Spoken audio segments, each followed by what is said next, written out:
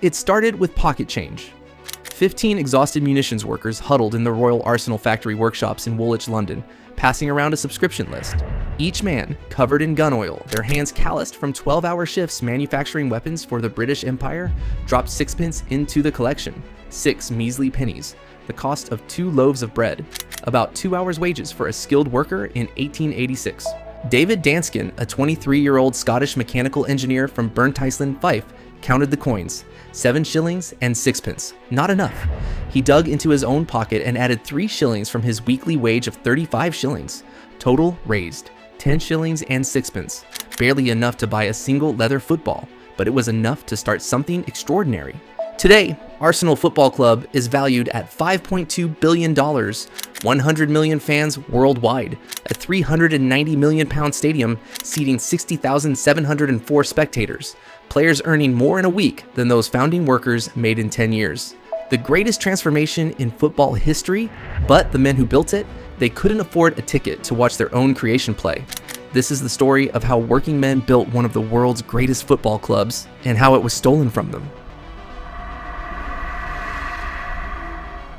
In the 1880s, the Royal Arsenal Munitions Factory in Woolwich was one of Britain's largest industrial complexes. 1,285 acres over 1,100 buildings, employing tens of thousands of workers. It was a city within a city, manufacturing cannons, shells, rifles, and ammunition for an empire at the height of its power. But for the workers inside, it was hell on earth. The conditions were brutal. Men worked 10 to 14-hour days, 6 days a week, in deafening noise and choking smoke. They handled TNT and explosive chemicals without protection. The toxins turned their skin canary yellow and slowly poisoned them. Explosions killed workers regularly. One employee later described it simply, work performed long before modern-day health and safety legislation existed. Victorian England didn't care if workers lived or died as long as the munitions kept flowing. But in 1850, something changed. The Factory Act mandated that work must stop at 2 p.m. on Saturdays, the first free time working-class people had ever known in human history. And in that precious window of freedom, workers began playing football. The 15 founders came from across Britain, Scottish engineers, English metalworkers, migrants from Nottingham and Durham who'd traveled hundreds of miles searching for work. The driving force was David Danskin, a 23-year-old Scottish mechanic who'd played amateur football in Scotland, and Jack Humble, a member of the Socialist Party passionate about football. On that October in 1886, they dug into their pockets, collected their pennies, and bought a football. They named themselves Dial Square FC, after the gun finishing workshop where they worked, a workshop marked by a sundial above its entrance. These men had no idea what they were building. Within 24 years, wealthy businessmen would take it from them. Within 27 years, the club would abandon their community entirely. But in 1886, all they had was hope and 6 cents. On December 11, 1886, Dial Square played their first match against Eastern Wanderers on the Isle of Dogs in East London. There was no proper pitch in Woolwich, so they crossed the Thames River by ferry to play on wasteland. Years later, the club's first secretary, Elijah Watkins, described the pitch in brutal honesty. Talk about a football pitch. This one eclipsed any I ever heard of or saw. I could not venture to say what shape it was, but it was bounded by backyards as to about 2/3 of the area, and the other portion was, I was going to say a ditch, but I think an open sewer would be more appropriate. The ball was covered in sewage throughout the match. None of the players had proper kits. They wore mismatched shirts and trousers from home. Only 2 or 3 had shin guards. Most wore ordinary boots with bars nailed across the soles. There were no goal nets, no crossbar, just tape strung between posts, no pitch markings, no changing rooms. They dressed at a local pub. They won 6-0. 2 weeks later, on Christmas Day, 1886, the founding members gathered at the Royal Oak Pub in Woolwich and officially renamed themselves Royal Arsenal FC. They made one crucial decision. They wrote to Fred Beardsley and Morris Bates' former club, Nottingham Forest, begging for help. Nottingham generously sent a complete set of red shirts and another football. That charity gift established Arsenal's iconic red that endures 138 years later. For the next 24 years, the workers who built Arsenal kept it alive through personal sacrifice. They bought shares with wages they could barely afford. They volunteered as groundskeepers. They traveled to away matches at their own expense. In 1891, Arsenal became the first London club to turn professional. The backlash was immediate and vicious. Every amateur club boycotted them. They were forced to resign from the London FA. With no local competitions left, they had only friendlies and the FA Cup.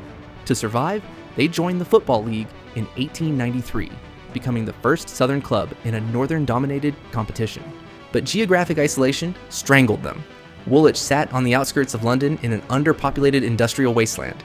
Poor transport meant fans couldn't reach matches easily. In 1904, after promotion to the First Division, attendances peaked at 20,000.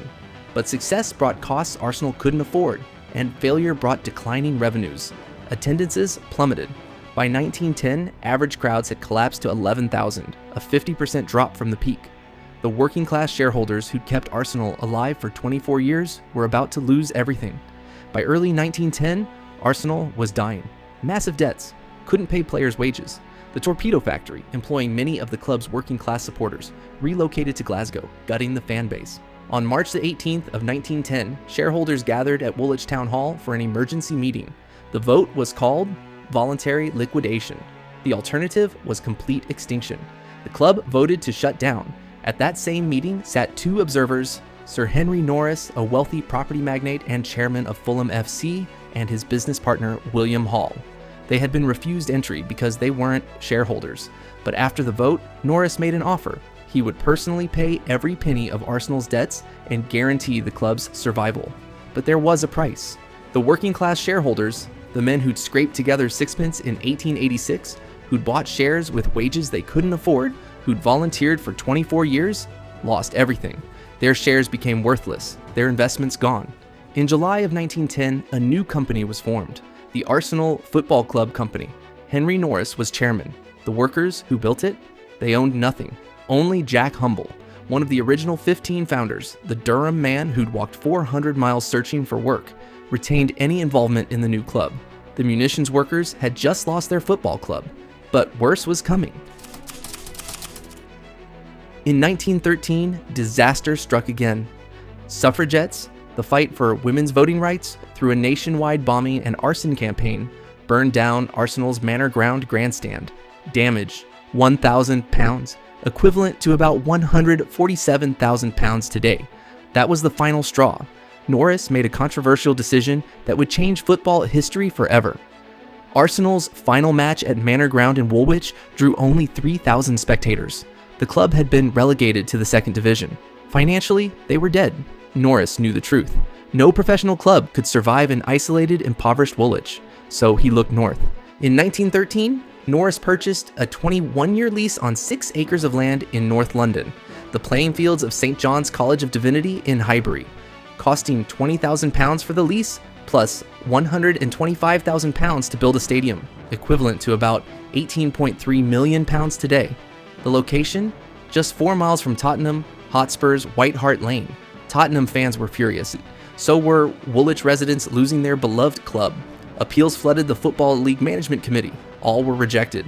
On September 6, 1913, Arsenal played their first match at Highbury against Leicester Fosse. 20,000 fans attended, double the final Woolwich average. The move saved Arsenal from extinction. Average attendance more than doubled overnight to 23,000. Arsenal attracted a new crowd, middle-class North Londoners who could afford higher ticket prices, who lived near the new stadium, who had no connection to the munitions factory or the workers who'd built the club. The 3,000 Woolwich supporters? Most couldn't afford the time or cost to travel 10 miles. Many stopped coming entirely. The club they'd built with sixpence had left them behind. David Danskin, who'd organized that first collection in 1886, was 50 years old. He'd just watched 27 years of his life abandoned for a wealthier neighborhood. Morris Bates never saw it. He died in 1905 at age 41, before Arsenal won a single trophy before they left Woolwich. The munitions workers had lost their club twice, first the ownership in 1910, then the location in 1913. But the community wasn't done bleeding yet. Then came August 1914, World War I. Football stopped mattering. Arsenal's players enlisted. The men who'd supported the club went to fight in the trenches of France. Many would never come back. Back in Woolwich, the Royal Arsenal factory exploded with demand. Britain needed millions of shells, but every able man was gone. With the men gone, Who kept it running? Women. The government launched Women on War Service. By July 1917, 30,000 women worked at Woolwich Arsenal alone. They were called munitionettes. The TNT turned their skin bright yellow. They were called canary girls because of the toxic jaundice. By 1916, they decided Arsenal would not die. Many of these women found something beyond survival. Arsenal. Women filled up to 43% of crowds in 1917 to 18, ran charity matches and 24-hour fundraisers. They organized charity matches, 24-hour fundraising marathons. In 1917, they raised 375 pounds in one day. That's 25,000 pounds today, from women earning less than 50 shillings per week. One woman, Alice Cook, organized everything. When Arsenal faced bankruptcy in April 1918, Cook organized the emergency fundraiser that saved them. She was 23 years old. These yellow-skinned women saved Arsenal. Then came the crisis that would define everything. Then the armistice came. 1919, football returned, and thousands of these women were dismissed to make way for men. No plaques, no roll of honor, barely a line in the records. History didn't record their names, but without them, it could have been the end of Arsenal. Arsenal Football Club, built by munitions workers, saved by their wives and daughters during the war, erased from history. The pattern was clear. Working people built it. Wealthy people profited from it. After World War I, the First Division expanded from 20 to 22 teams. Chelsea, relegated in 1915, was reinstated. That left one spot. The obvious choice was Tottenham Hotspur, who had also been relegated, or Barnsley, 3rd and 2nd Division, or Wolves, 4th. Arsenal had finished 5th. They had no legitimate claim. But on March 10th, 1919, at a Football League meeting in Manchester, a vote was held. Arsenal, 18 votes. Tottenham, 8 votes. Arsenal argued they deserved promotion for long service to league football as the first Southern club. Rumors swirled that Chairman Norris had influenced Football League Chairman John McKenna, Liverpool owner, or used the recent Liverpool-Manchester United match-fixing scandal as leverage. Nothing was ever proven, but the stink of corruption hung over the decision. The working men who'd built Arsenal had nothing to do with this promotion. They didn't own the club anymore. This was now Norris's achievement, not theirs. The damage was done. Tottenham fans felt robbed. Their club had been relegated, and Arsenal, who finished 5th, somehow stole their place through backroom dealing. This grievance, layered atop the 1913 invasion of North London, transformed dislike into pure hatred. This was the moment one of football's most bitter rivalries was born, the North London Derby. But it had one extraordinary consequence. Arsenal has never been relegated since. 105 consecutive seasons in the top flight, the longest unbroken run in English football history. The club the workers built couldn't die, even if they no longer owned it. For the next decade, Arsenal remained mediocre. In 1924-25, they finished 20th, one place above relegation. Then, on June 11th, 1925, everything changed. Arsenal appointed Herbert Chapman as manager, poaching him from Huddersfield Town, where he'd won 2 league titles and an FA Cup. Arsenal paid him £2,000 annually, double his previous salary, England's highest managerial wage. He arrived at his first training session in a 3-piece suit, bowler hat, and walking stick. His players expected speeches about tactics. Instead, Chapman said simply, "Gentlemen, I believe in attacking football, but defense wins championships. We will master both." Chapman was a visionary. He revolutionized tactics, inventing the WM formation that became the foundation of modern play. He added white sleeves to Arsenal's kit in 1933, creating the iconic look worn today. He had the local tube station renamed Arsenal, the first football club honored this way. But most importantly, Chapman won. In 1925, Chapman made a promise. Success within 5 years, he delivered exactly on schedule. On April 26, 1930, Arsenal played Huddersfield Town in the FA Cup final at Wembley Stadium. In the stands sat a 67-year-old man named David Danskin, the Scottish mechanical engineer who 44 years earlier had organized 15 workers to pool their sixpence, who'd counted those coins in the Dial Square workshop, who'd played in that first match in an open sewer, who'd lost his club to Henry Norris in 1910, who'd watched it abandon Woolwich in 1913. Arsenal won 2-0, Arsenal's first major trophy, 44 years after Danskin scraped together sixpence. He lived to see it. In 1930-31, Arsenal won their first league title, scoring a club record 127 goals. In 1932-1933, they won again. In 1933 to 34, they won a third consecutive title, the first club in English history to achieve this feat. Chapman tragically died in January 1934 from pneumonia at age 55, but the team he built completed the hat trick he'd started. By the end of the 1930s, Arsenal had won 5 league titles and 2 FA Cups in a single decade. The Munitions Workers Club had become England's dominant force. The Highbury Stadium expanded with stunning Art Deco stands. The East Stand, 1936, still stands today as a Grade II listed building, an architectural icon.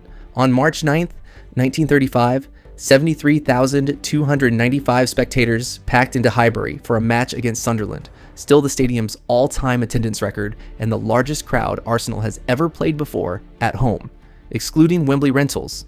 The club that once played in open sewers before unknown crowds now drew bigger audiences than any stadium in London. The club that started in an open sewer had become England's greatest. David Danskin lived to see it all. But the others?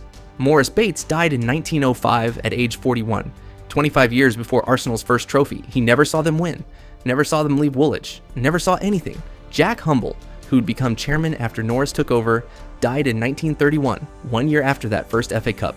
Fred Beardsley lived longer. He saw 5 league titles before dying in 1939 at age 83. And David Danskin, he died on May 13th, 1948 at age 85. 62 years after organizing that sixpence collection. He'd seen his club stolen in 1910, abandoned in 1913, triumphant in the 1930s. He saw enough, but he never saw what came next. In 1971, Bertie Mee and Don Howe's 1970-71. After 18 years without a trophy, Arsenal's 1971 team achieved the double, league title and FA Cup. Ray Kennedy scored the league-winning goal at Tottenham's ground. 5 days later, local boy Charlie George scored the FA Cup winner at Wembley and celebrated by lying flat on his back, an image that became iconic. Arsenal was back. In 2003-04, they achieved something extraordinary, the Invincibles. Arsenal played 38 league games, won 26, drew 12, lost 0. They went an entire season unbeaten. No team has matched it since. The 2003-04 Arsenal side is regarded as one of the greatest teams in football history. Today, Arsenal Football Club is worth $5.2 billion. It's owned by Stan Kroenke, an American billionaire who also owns the Los Angeles Rams, Denver Nuggets, and Colorado Avalanche. The 15 munitions workers who built Arsenal earned 12 to 35 shillings per week in 1886. In today's money, that's about 100 pounds per week. They couldn't afford a ticket to watch their own creation play. Arsenal has 100 million fans worldwide, 48 major trophies, a record 14 FA Cups, more than any club in English history.